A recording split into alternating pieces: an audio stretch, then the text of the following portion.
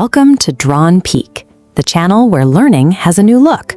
Today, we are going to learn how to talk confidently at work in English, so get comfortable and let us get started together. To understand the real challenge of the American office, you just have to look at the physical exhaustion left on a desk like this. The weight of the daily grind adds up quickly. Take our learner, Paul.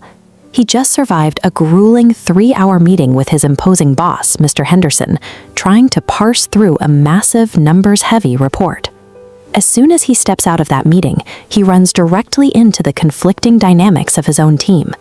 He has to balance Tom, a loud and dominant colleague who takes up all the oxygen in the room, with Sara, a new hire who is quietly crumbling under the heavy workload. Memorizing a textbook list of vocabulary words will not help Paul here.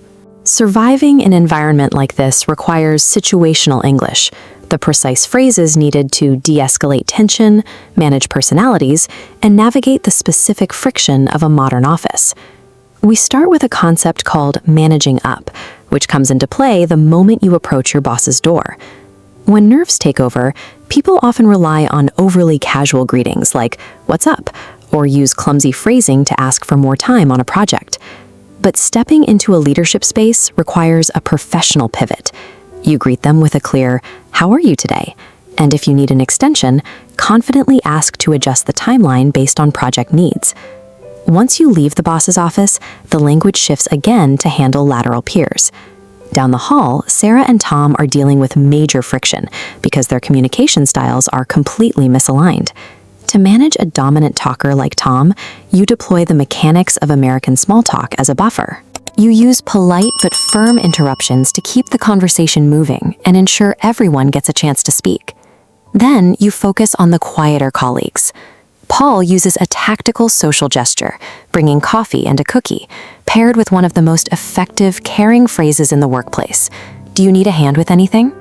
By adapting your tone to fit the hierarchy, formal for the boss and supportive for your peers, you actively neutralize the interpersonal friction that slows a project down. That interpersonal skill is tested the moment you step into the drab, high-pressure environment of a formal status meeting. When a colleague presents a plan, you can support them clearly with, "I agree with you." But if an idea misses the mark, you avoid blunt rejections. Instead, you use the professional pivot. "I see your point, but," to validate their contribution before introducing your own. These meetings are where the crushing pressure of strict corporate timelines actually materializes. It is the exact moment an employee feels physically buried in reporting tasks. This timeline chart illustrates exactly how to negotiate those constraints. You need high-level corporate idioms to articulate these concepts.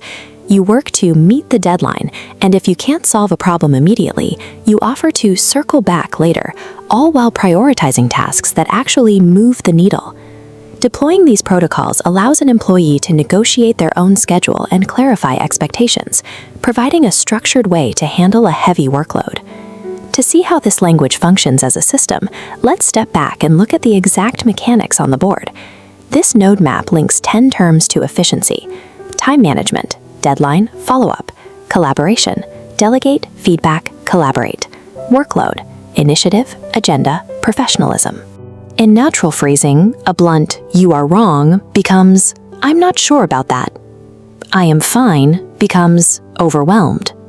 Adjusting these habits builds professional competence. We can see the compounding effect of these tools by tracking Paul through a single, optimized workday. This is the final test of his new vocabulary. He starts the morning by passing Mr. Henderson in the hall, skipping the casual slang and delivering a crisp, professional greeting, and a concise update on the numbers report. During the midday crunch, he executes the lateral cookie strategy flawlessly. He brings Tom and Sara together, uses his supportive phrases to cut through their misaligned communication, and gets them collaborating effectively.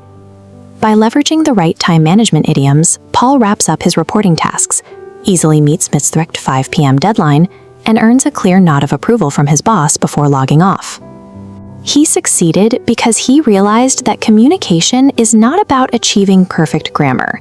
It is about using language as a strategic tool to connect with your team and execute the work in front of you. Paul successfully navigated a high-pressure day by treating language as a functional tool, and you can apply those same strategies to your own office dynamics. If you found this lesson helpful, please give this video a thumbs up. Subscribe to Drawn Peak,